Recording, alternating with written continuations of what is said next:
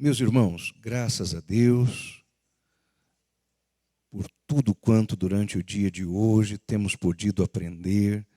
Deus abençoe aos nossos irmãos, cada um dos professores presentes aqui. Eu fiz ao menos uma observação que eu gostaria de partilhar com os irmãos antes de irmos ao que temos a ensinar nessa tarde. Ainda pela manhã, a nossa irmã Keila disse algo muito interessante. Tem sido uma insistência de nossa parte aonde vamos. Os irmãos se recordam dela ter dito que, embora haja cultos do departamento infantil acontecendo no mesmo horário do culto dos adultos, seria bom que as crianças participassem do culto com os adultos, que não fossem para o culto infantil todas as vezes. Meus irmãos, é parte da nossa insistência com obreiros, com pastores, quando nós saímos a falar nas escolas bíblicas de obreiros. Nós colocamos as criancinhas nas salinhas, as que têm melhor sorte caem nas mãos de um professor que lhes ensina a palavra de Deus, que faz um culto bem voltado a elas. Mas qual é o problema disto, meus irmãos? Há uma geração, talvez duas, três ou quatro, que não sabe cultuar, que não foi ensinada a assentar-se como os irmãos e eu ficamos hoje aqui, ouvindo a palavra do Senhor. Aí a justificativa é o ciclo de atenção da criança. É mais curtinho, é um ciclo de atenção de 6, 7 minutos. Eu até entendo, concordo, faz sentido, mas a molecada não fica 2 horas na frente da TV? 3 horas na frente da TV? Pastor, mas é diferente, porque os desenhos duram pouco. Irmão, as sessões de um culto também duram. O hino dura quanto tempo? 5 minutos, a não ser que seja aqueles worships intermináveis, aí eu também não tenho paciência. Mas se for um belo hino da harpa, 4 minutos, 5 minutos. Encerrado aquele hino, vem outro, renovação do ciclo de atenção. A criança tem que estar ali, tem que sentar, ela não vai se entediar. O culto não é entediante. Quando eu era criança, não tinha cultinho. Eu estou firme aqui, irmãos, não me desviei. Aí depois das igrejas, dos cultos infantis, não poucas igrejas já têm os cultos teens, os cultos dos adolescentes. É porque é na linguagem deles. Aí pega uma capelinha na igreja, um auditóriozinho na igreja, mete tinta preta na parede, coloca um barril de óleo, não sei por que isso, não consigo entender, porque é a linguagem da criança. Irmão, não sei, porque o adolescente é assim, não sei, eu não fui assim. E aí depois o culto dos adolescentes descamba para o culto jovem e a igreja do Senhor está retalhada. Não sabe cultuar junta, não sabe louvar junto, as famílias não se sentam juntas nos cultos. Eu até entendo, posso conviver com isso, que coloquemos as crianças ajuntadinhas, os adolescentes, os jovens, mas na minha preferência, no meu gosto, no meu entendimento, cada pai e mãe sentado junto de seus filhos para ouvir a palavra de Deus. Irmãos, eu cultuava do lado da minha mãe. Meu pai sentava-se no púlpito desde que eu me entendo por gente, mas eu sentava junto da minha mãe, eu de um lado, minha irmã do outro. Ali eu aprendi a louvar, ali eu aprendi a chorar, ali eu ganhei uns beliscões bem caprichados nos dias que eu estava mais impossível, mas estou firme aqui. Então, é importante mesmo que, voltando às congregações, ali nós façamos tudo quanto aprendemos hoje. E, meus irmãos, por fim, não transfiramos esta responsabilidade ou mesmo a culpa a ninguém. Nós, os obreiros, mais até do que os professores, os pastores, os dirigentes de congregação, nós os líderes, é que somos os responsáveis e os culpados. No Apocalipse, todas as cartas, as 7 escritas às igrejas, Éfeso, Esmirna, Pérgamo, Tiatira, Sardes, Laodiceia e Filadélfia, todas as 7 cartas foram escritas ao anjo da igreja. E aí depois a gente diz, mas é o povo. O povo não, é o anjo. Mas o povo não gosta. Não, se o povo for ensinado pelo anjo, o povo gosta. Agora o anjo não tem juízo, como é que o povo vai ter? Então façamos nós a obra do Senhor e não transfiramos a ninguém a nossa responsabilidade. Nós agora vamos falar a respeito do educador bíblico e seu relacionamento com as profecias das últimas coisas. Apocalipse capítulo 22, versículo 20, diz-nos assim: aquele que testifica estas coisas diz, certamente cedo venho, amém, ora vem Senhor Jesus. Apocalipse 22 e 20.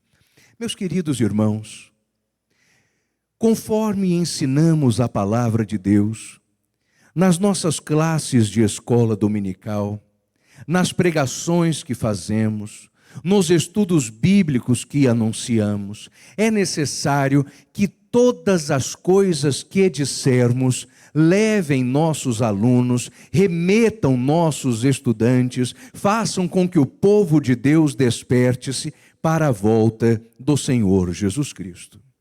E não importa qual seja o assunto, independentemente daquilo que nós estamos ensinando, o Senhor Jesus e o iminente arrebatamento da igreja devem transparecer em nosso ensino.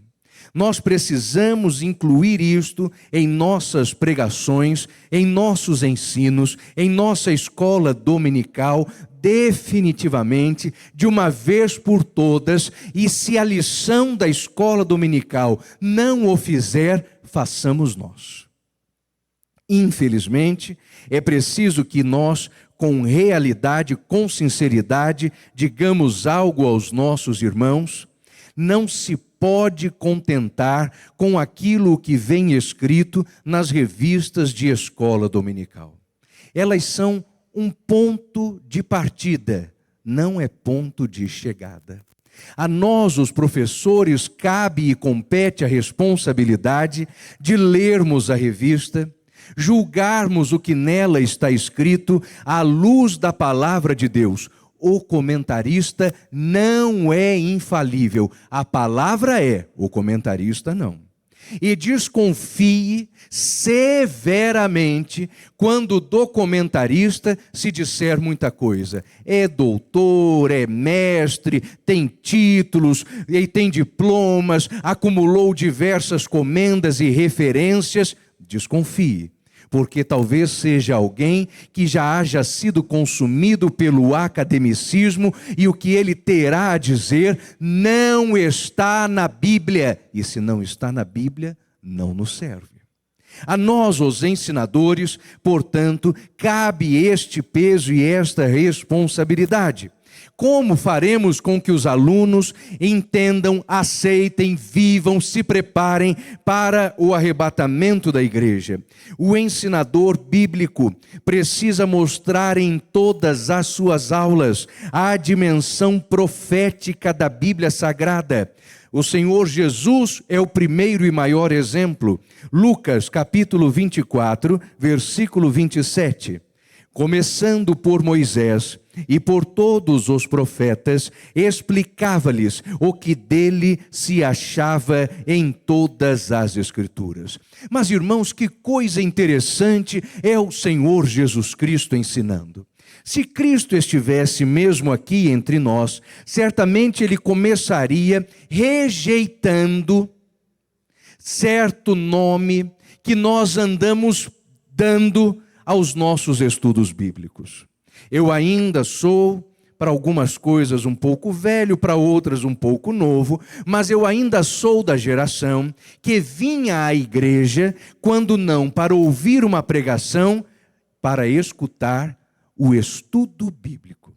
Nós não tínhamos, na minha geração de infância e de adolescência, palestras. Nós não tínhamos conferencistas, nós tínhamos estudos bíblicos. E vínhamos aos estudos bíblicos sabendo que tudo que nos fosse dito estaria amparado na palavra de Deus. Qualquer assunto contado na Bíblia. A palavra de Deus tem história para tudo, irmãos.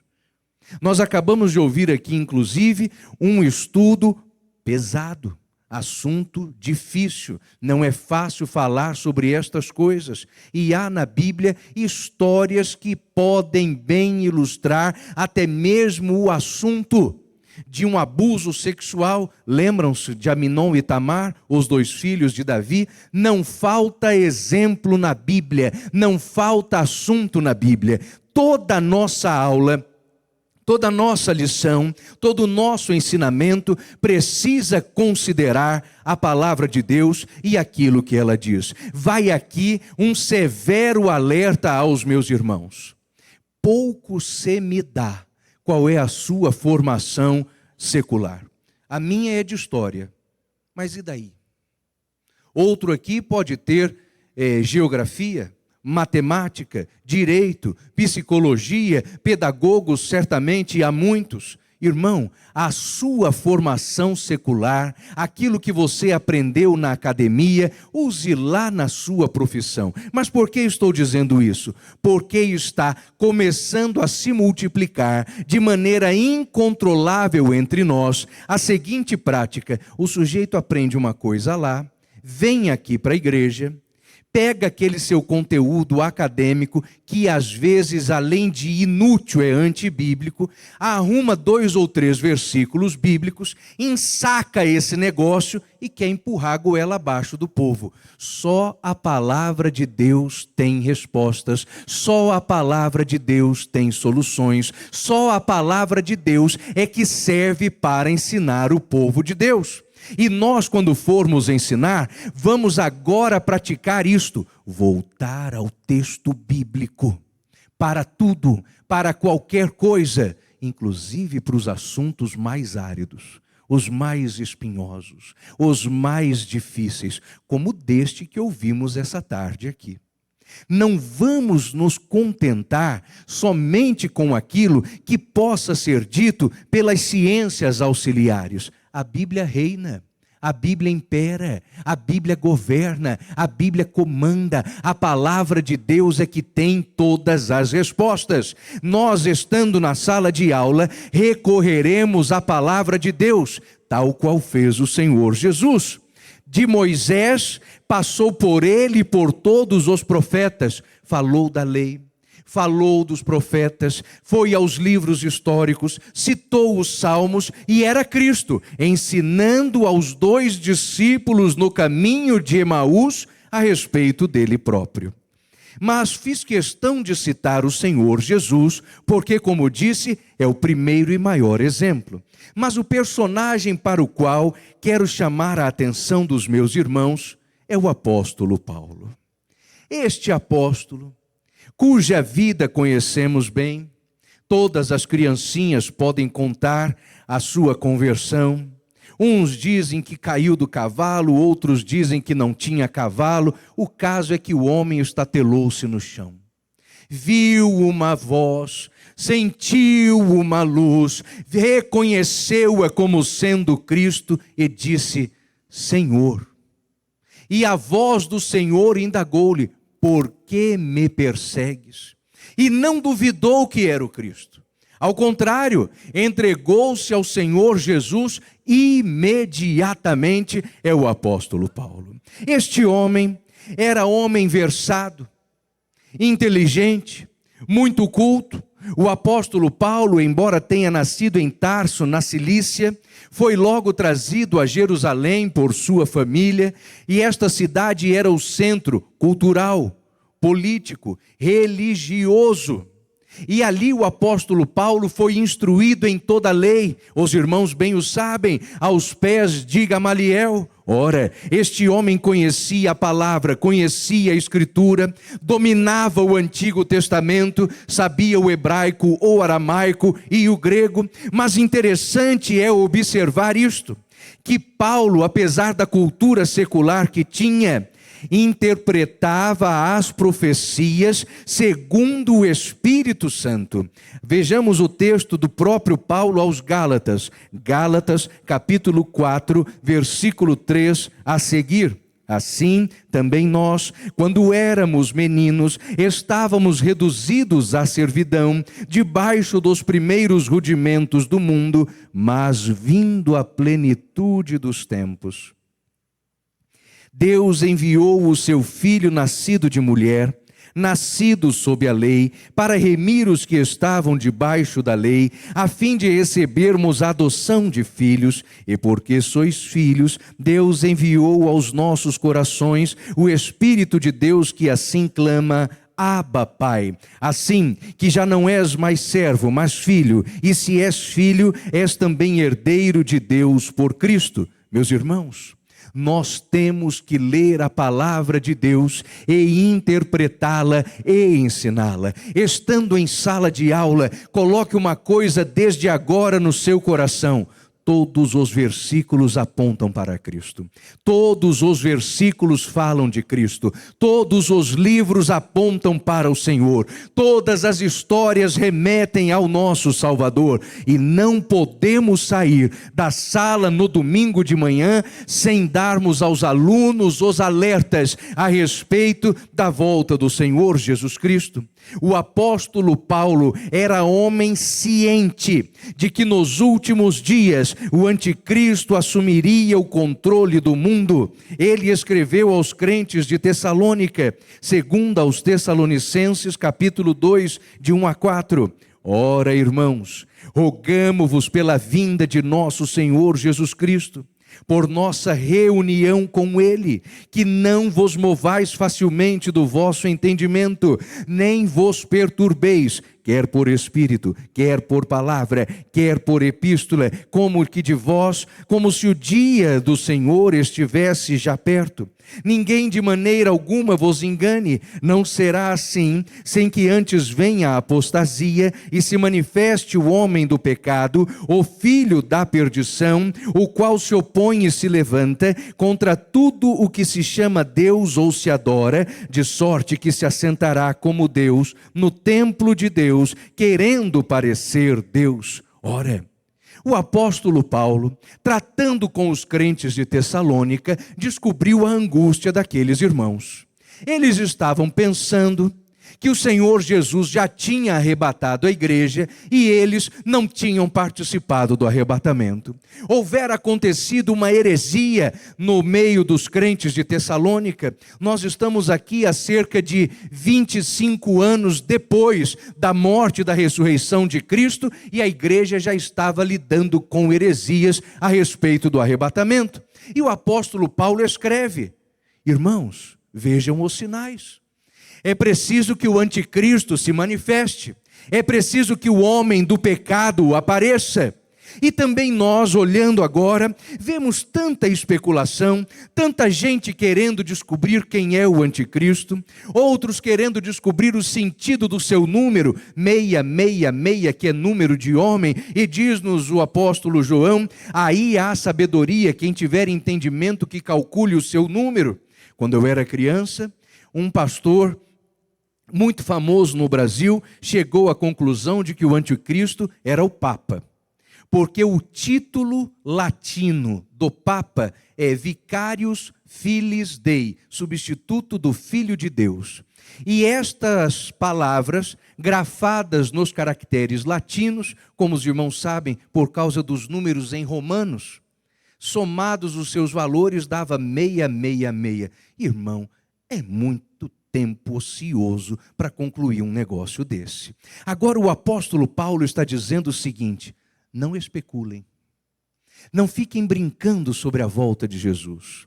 Não perca tempo, nenhum minuto de sua aula, querendo matar alguma charada a respeito da volta de Cristo. Porém, ensine a respeito da volta do Senhor. E o que o apóstolo Paulo fez aos Tessalonicenses? Ensinou-os que o espírito do anticristo já está no mundo. O homem do pecado, a figura endemoniada do anticristo, não sei, talvez sim, talvez não, não sei quando Cristo volta, mas o espírito satânico do anticristo, meus irmãos, este está no mundo. Desde que o pecado entrou por Adão, já está atuando. E nós, os professores, nós andamos nos debatendo com vários assuntos teológicos. Irmãos, às vezes vêm-nos às mãos convites para lecionar, para ensinar, assuntos para discorrer, e alguns deles até me tiram do sério. Eu não digo que não seja importante, mas como me cansa quando alguém pede: pastor, vamos fazer um seminário de predestinação versus arminianismo, e a igreja se perde nesse negócio, e faz o grupo dos intelectuaizinhos da igreja, que são calvinistas, estão enfiados no nosso meio, e o grupo dos irmãos que acham que são arminianos. Aí temos nós que dizer aos irmãos: nem Calvino, nem Armínio, mas pela graça somos salvos. E aí os irmãos dizem: mas pastor, é preciso definir, precisamos de um rótulo. Não, precisamos de palavra. Não precisamos de um título, precisamos de palavra. Mas pastor, e aí como fica? É Calvino, não é? É Armínio, não é? É predestinação e não é? E vamos nós perdendo tempo precioso, e esse debate já está consumindo a igreja há 600 anos. E irmãos, as coisas importantes não andam sendo faladas. O Senhor Jesus está voltando. O Senhor Jesus vai arrebatar a sua igreja. O seu aluno de escola dominical precisa escutar isso de você. Sabe por quê? Eu não acredito muito em certas pesquisas, então eu procuro fazer as minhas mesmo. Então o Instituto Gunnar Berg Data fez uma pesquisa e um levantamento. Irmãos, nos últimos 10 anos, todas as mensagens sobre a volta de Jesus que eu acompanhei, eu quem preguei. Não se fala mais sobre a volta de Jesus, mas sobre vitórias, sobre bênçãos, sobre portas dos céus abertas, derramando bênçãos copiosas, é impossível calcular. Mensagens a respeito do batismo com o Espírito Santo? Tão pouco. Como criaremos nossos filhos se eles não forem pentecostais? Como eu vou criar o Estevão e a Eime se eles não são batizados com o Espírito Santo? Como vou fazê-los chegar ao céu se não ouvem a respeito da volta do Senhor? E a igreja anda se debatendo por causa de questões relativas a costumes. Uns querem liberar, outros querem prender. Alguém levanta-se e diz: os costumes estão velhos. Irmãos, este assunto eu não debato. Agora, os pecados andam bem modernos entre nós. O que há de criatividade para o pecado não é brincadeira. E antigamente nós pensávamos nos pecados, e eles eram aqueles aos quais classificávamos como pecados morais. Olha, fulano pecou, todo mundo já sabe que era um pecado sexual. Mas, irmão, a lista do pecado anda aumentando muito em nosso meio. É dinheiro desviado, é roubo, é engano, é mentira, é uma relação promíscua com o ambiente político. E a volta de Jesus não é ensinada. E o espírito do anticristo não é denunciado. E os alunos não sabem nada sobre arrebatamento. Na sala de aula, quando lecionamos esta matéria, há alunos que não fazem ideia do que seja arrebatamento. Eu fui pregar em uma igreja, não era uma Assembleia de Deus, era outra denominação, alguns meses atrás, e falei sobre a volta de Jesus. E percebi que os irmãos não estavam sabendo do que eu falava.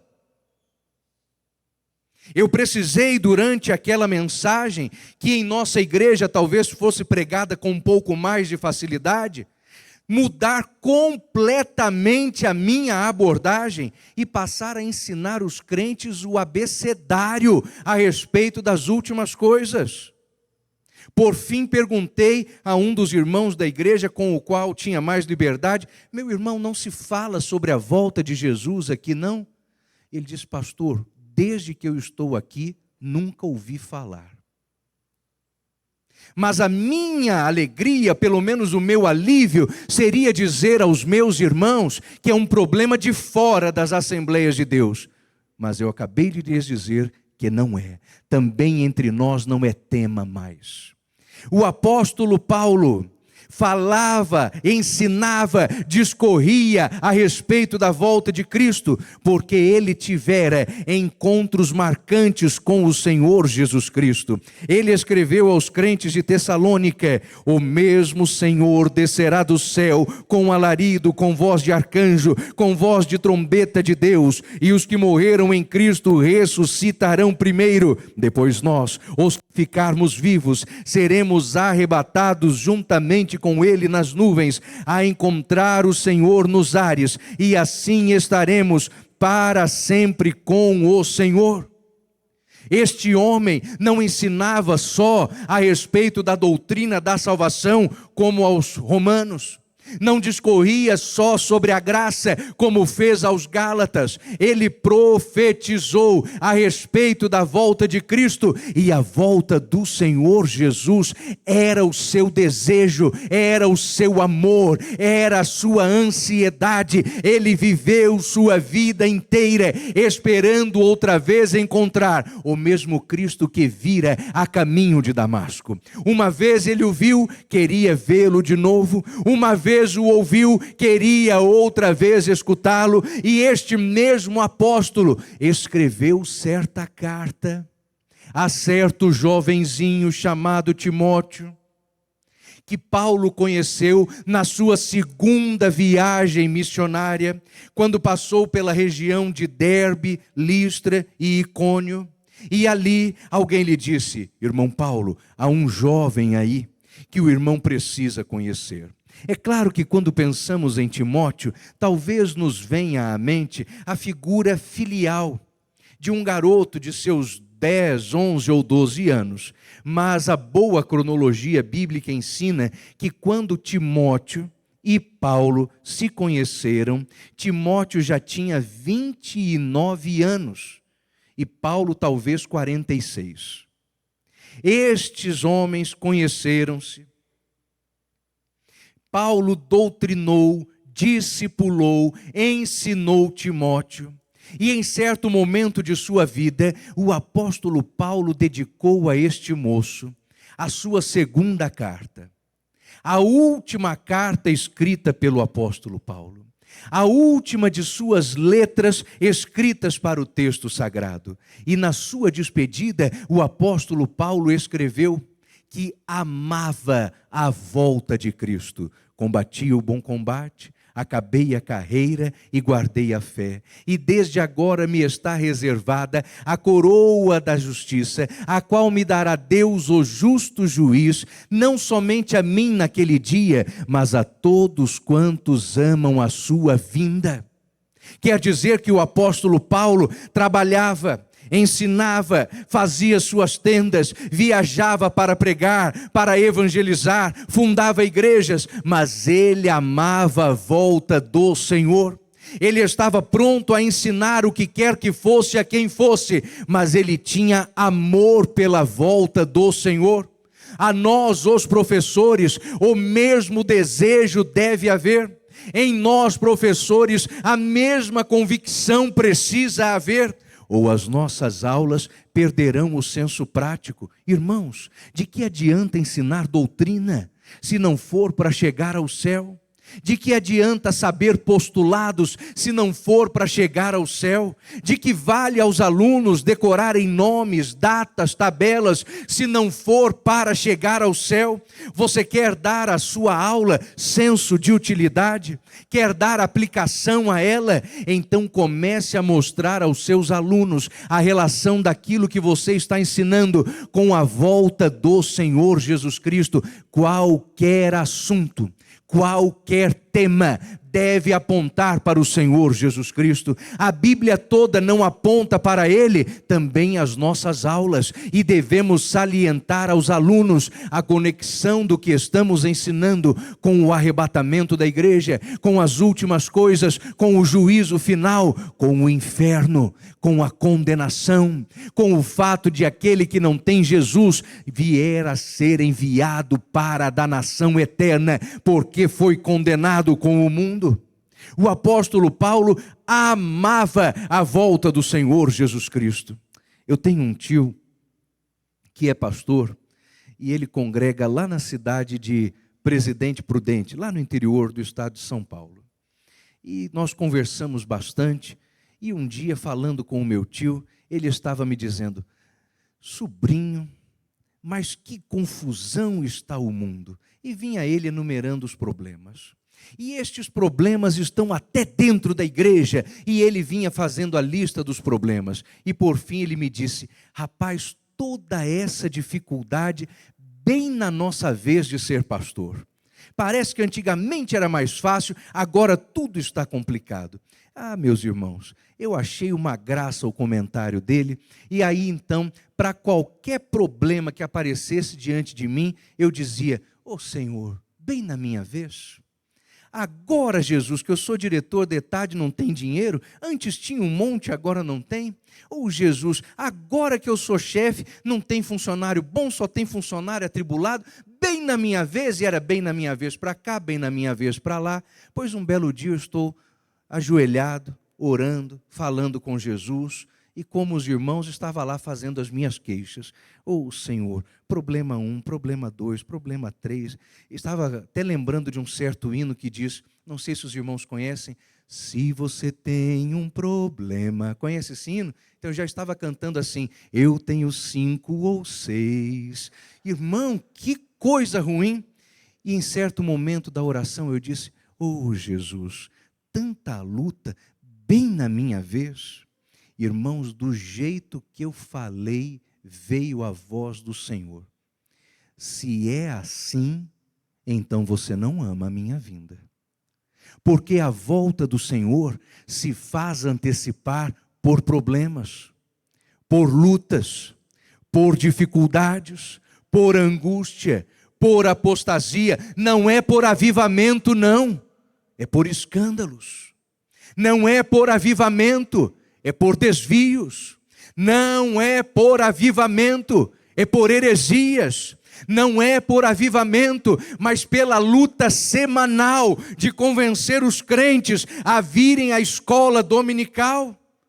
Para que eles vêm? Vêm para as festas, para os conclaves, para os pregadores famosos e caros que metem a mão no bolso da igreja, levam seus vários milhares de reais, juntam suas fortunas, ensinam ao povo o que não é palavra, e quando vão embora, fica aí o problema doutrinário para o pastor resolver. Para isso o povo vem. Mas, irmãos, antes mesmo de dizermos o problema e a culpa é do povo, o problema e a culpa é nosso. Porque não foi o povo que mandou chamar esses mercenários, foram os pastores que escolheram trazê-los. A volta do Senhor Jesus será antecipada só por dificuldades. Quer a sua sala de escola dominical proveitosa? Mostre aos seus alunos a relação do que você está ensinando com a volta do Senhor Jesus. Mas como fazer isto? Observe os jornais. Leia as notícias, Veja os sinais. Não é simplesmente estudar a doutrina das últimas coisas, mas é enxergar o mundo através da Bíblia Sagrada. E quando enxergamos o mundo pela Bíblia, começamos a ver: os sinais se agigantam, os sinais se avolumam, o tempo está passando, o Senhor Jesus logo vem buscar a sua igreja. Eu estou escrevendo um livro. Dentro de mais 3 meses, ele deve ser publicado. Então, repassando o livro, fazendo a sua correção, é um material sobre o qual estou debruçado já há 3 anos. Escrever não é fácil. Às vezes eu me assombro em ver que alguém diz: olha, escrevi esse livro em 2 semanas. Eu tenho até medo de pegar para ler. E, irmãos, lendo aquele livro que vou publicar, eu senti falta de uma informação. Então, tomei a iniciativa de fazer uma pesquisa. Peguei todas as edições que estavam ao meu alcance a respeito, publicadas do jornal da denominação. Peguei 40 edições do jornal da denominação e comecei a tabular, a contar matéria por matéria. Qual era o assunto, qual era o mote, qual era a pauta. Depois de contar 1000 matérias, eu fui tirar a média estatística. De 1000 matérias, de 1000 reportagens, 4 eram sobre a volta de Jesus. 8 eram sobre evangelismo. E todo o restante, as outras 980 e tantas, congresso, conclave, AGO, AGE e eleição. São estas as coisas pelas quais fomos salvos? É para estas coisas que o Senhor Jesus nos salvou? Certamente não fomos tirados do pecado para promover convenções. Não fomos tirados do pecado para promover festas e congressos. Nós fomos tirados do pecado para anunciar a morte do Senhor até que Ele venha. E se os pastores não mais o fazem, que o façamos os professores de escola dominical. Se as igrejas não mais o fazem, façamos nós. Irmãos, por que reforçar tanto a necessidade de que a escola dominical fale a respeito da volta de Cristo? Porque a nossa igreja, institucionalmente, não espera mais o arrebatamento. A instituição não espera o arrebatamento. A instituição não está se preparando para a volta de Jesus. Talvez algumas igrejas locais ainda assim. Talvez algumas congregações o façam, mas institucionalmente nós não somos mais uma igreja evangelizadora e não somos mais uma igreja que espera sair do mundo. Irmãos, estamos contando o nosso tempo no calendário de eleições. Quanto tempo vai durar essa gestão? Quanto tempo durará o mandato? Quando será a próxima eleição para a presidência das convenções? Quem vai ser o presidente? Quem é a chapa? Quem a comanda? Quem faz? Queridos, não fomos salvos para isto.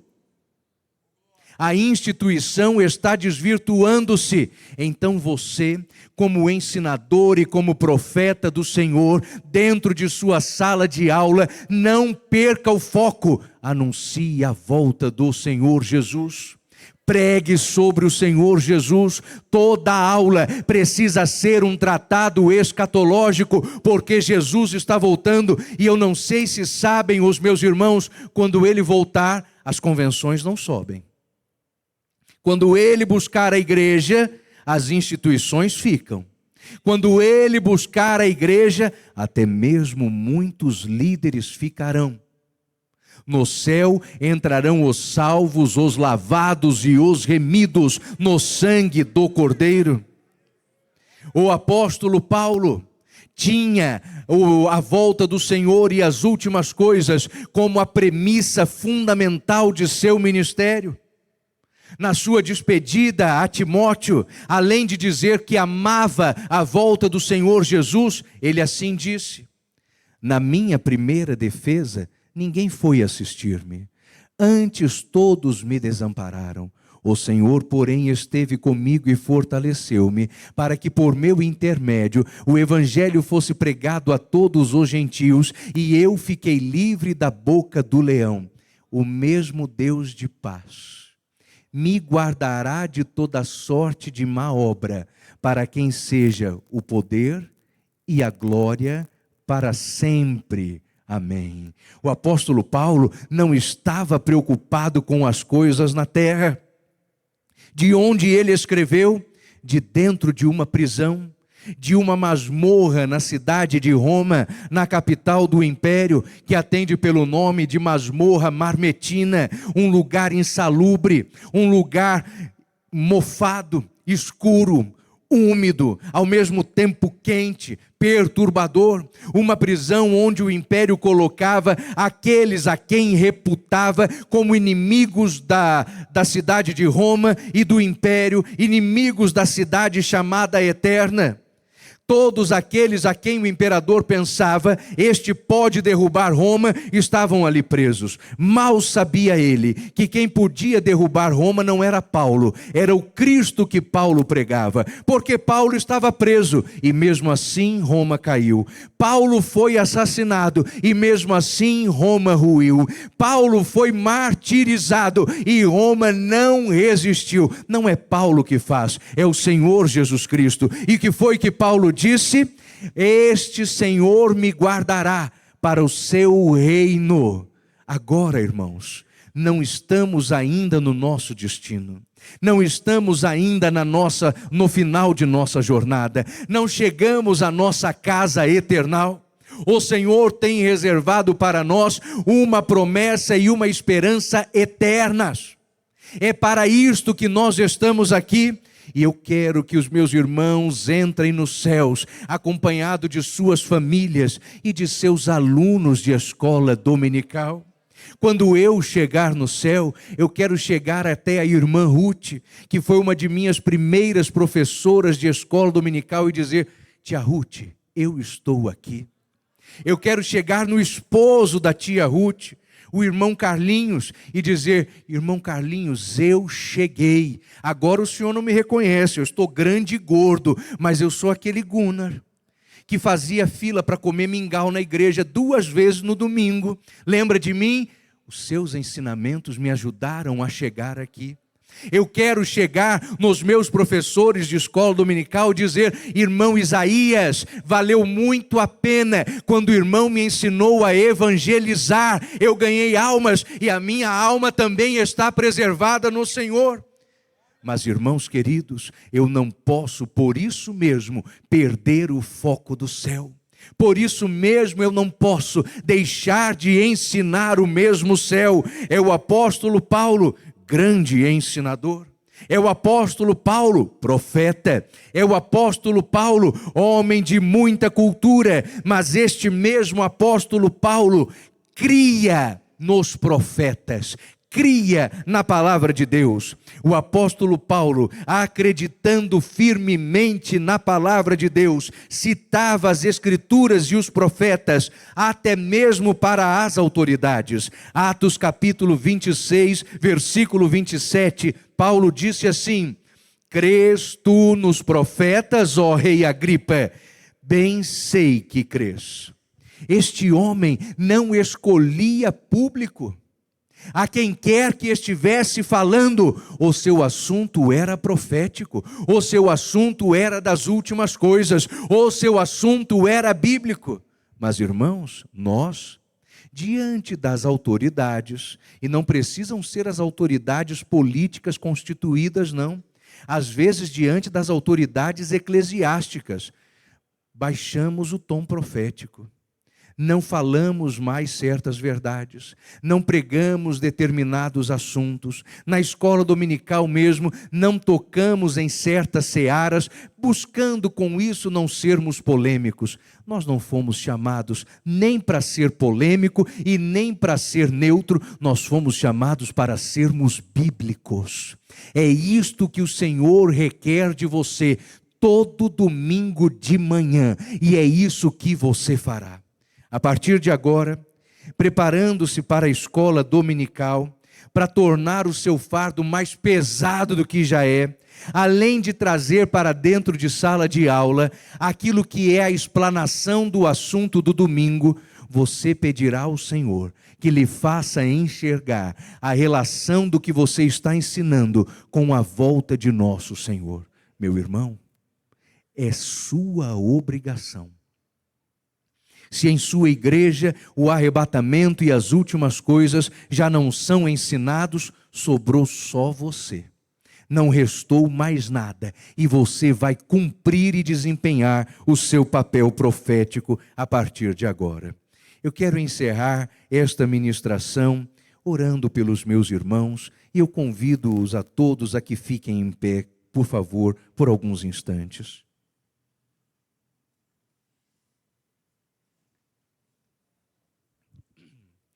Ser professor da escola dominical não é fácil. Agora mesmo você deve conhecer pelo menos uma dúzia de pessoas que está nessa tarde ou cuidando de assuntos importantes para elas ou até se distraindo e passeando. E você está aqui.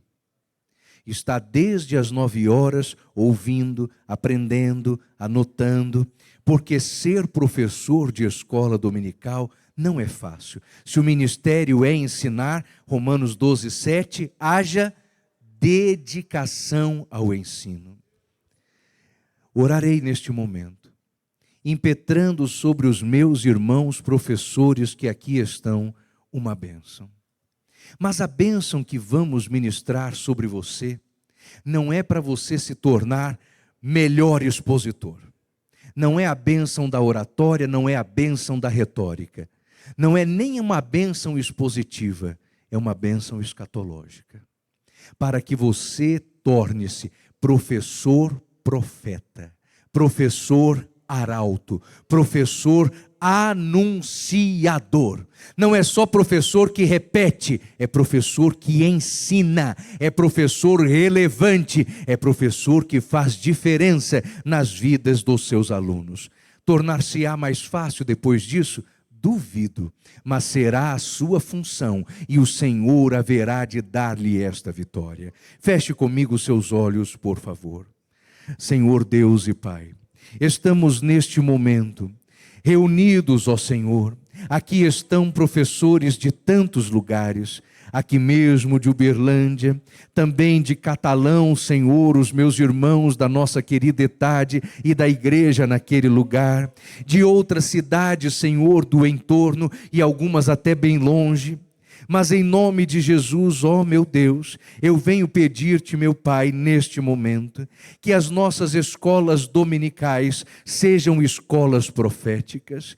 Em nome de Jesus, meu Senhor, que os meus irmãos que aqui estão, conforme abrirem as lições para preparar as aulas, enxerguem as vivas cores das últimas coisas, das profecias para o fim, e ensinem eles cada assunto, cada tema, cada tópico, lembrando-se, ó Senhor, e fazendo lembrar que o Senhor Jesus Cristo está voltando. Em nome do Senhor Jesus Cristo, assim eu lhe peço, ó meu Deus, assim eu lhe peço, ó meu Pai, usa poderosamente aos meus irmãos, nas suas exposições, nas escolhas dos assuntos e no modo como haverão eles, ó Pai, de dar aos seus alunos conhecimento e convencimento prático do que estão ensinando, e só é possível fazê-lo quando os nossos olhos estiverem voltados permanentemente para o céu e para o arrebatamento. Assim, Senhor, abençoamos hoje o teu povo, abençoamos hoje estes professores, dá-lhes, ó Pai, unção, de professores e profetas, em nome de Jesus. Amém e amém. Meus irmãos, que Deus, em Cristo Jesus, nos abençoe. Amém. Os irmãos podem assentar-se.